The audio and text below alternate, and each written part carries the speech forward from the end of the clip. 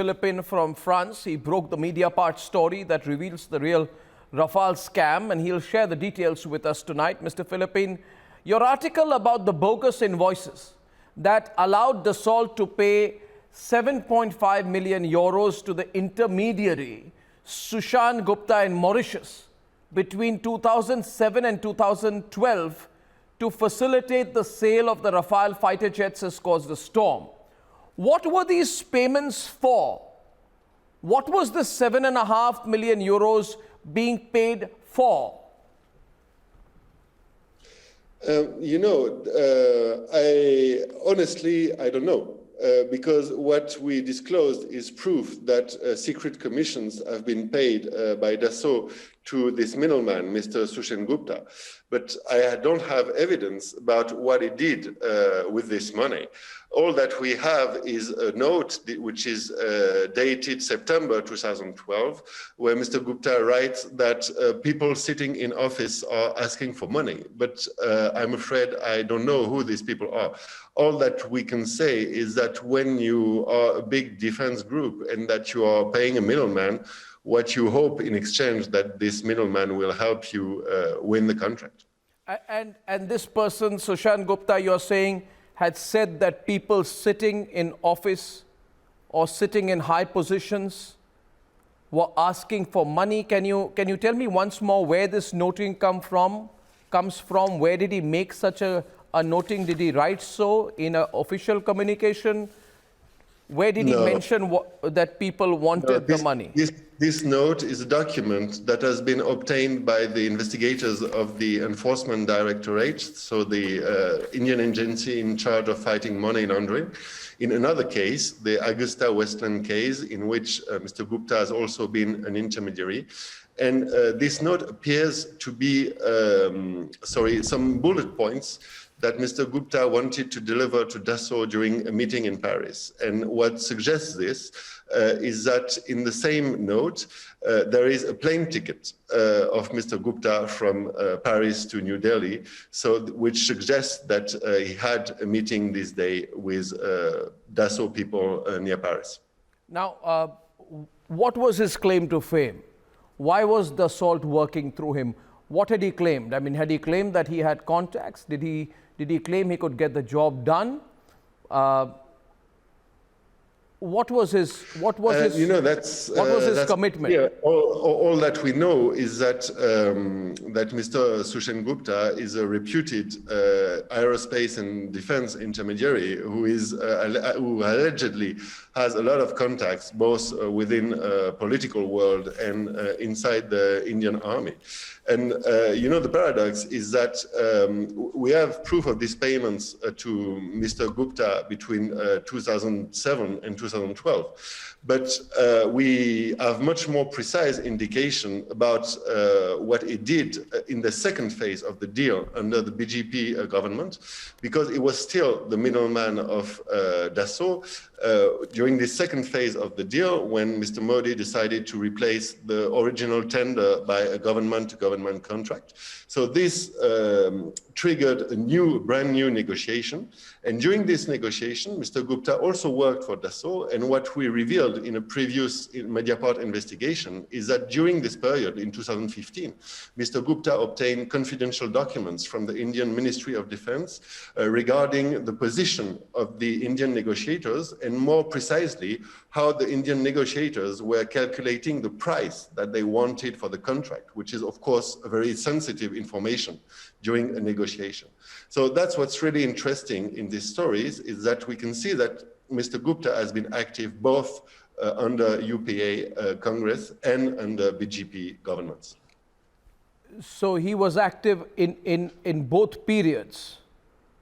In both periods, he was active. Now, Mr. Philippin, in your report, you have stated that this man, Sushant Gupta, suggested that he had handed over some money to some Indian officials on Dassault's behalf. At what level were these officials? At what level were these officials? I don't know. You know, I am a reporter and I'm only talking about what I can prove. And what I have is this note in which Mr. Gupta talks about people sitting in office, but he doesn't write more than that in this note. So I cannot tell you more than this. This would be speculation and I don't want to speculate.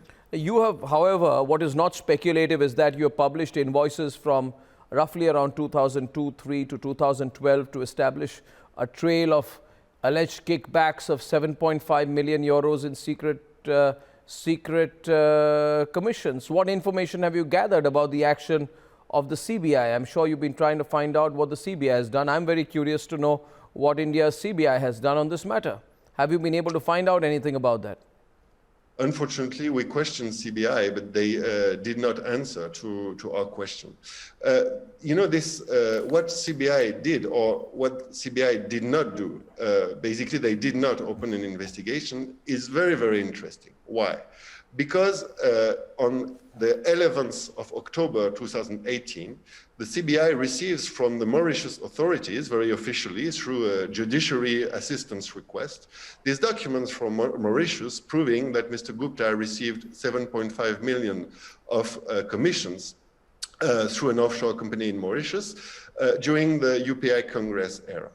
And just 1 week earlier, on the October 4th, 2018, the CBI had received a complaint for alleged corruption about what happened during BGP era, meaning the suspicious contract that Mr. Anil Ambani, the CEO of Reliance, obtained during the final deal. And that is very troubling that the CBI received information about suspicious facts about what happened under the two governments at just 1 week of time, you know, during a 1 week period. And despite this, the CBI didn't act and didn't open an investigation.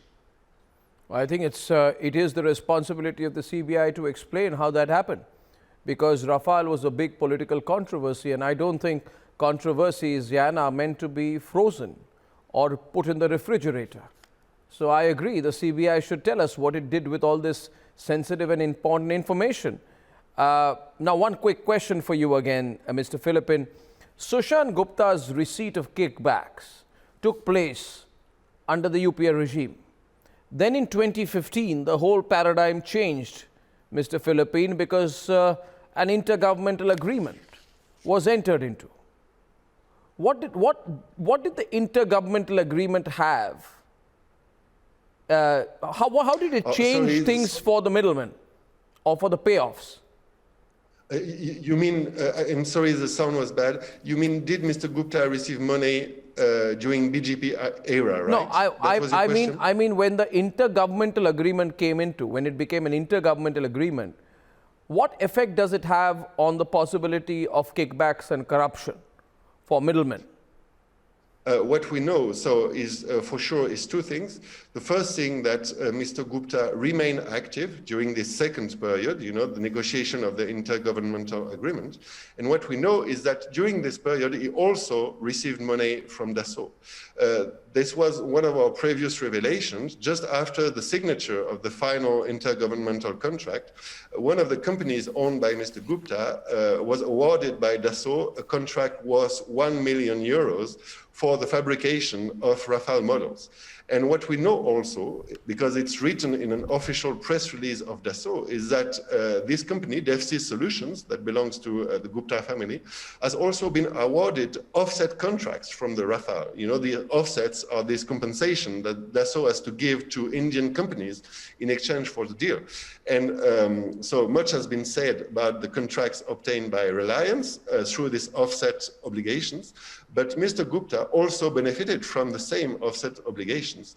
But unfortunately, this agreement is secret, and I couldn't discover how much this contract is worth. But what is sure is that after the signature of the final contract, the intergovernmental agreement, Mr. Gupta also received money from Dassault, but on a different form, you know, in a different way. Absolutely.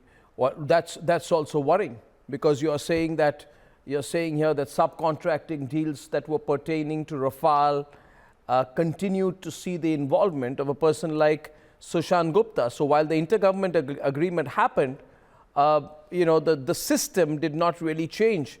Well, there's a lot to follow up, Mr. Philippin. Congratulate you on your news break. And thank you for joining me on Republic. Look forward to talking to you again. Thank you very much. Thank you. It's a pleasure. Thank you.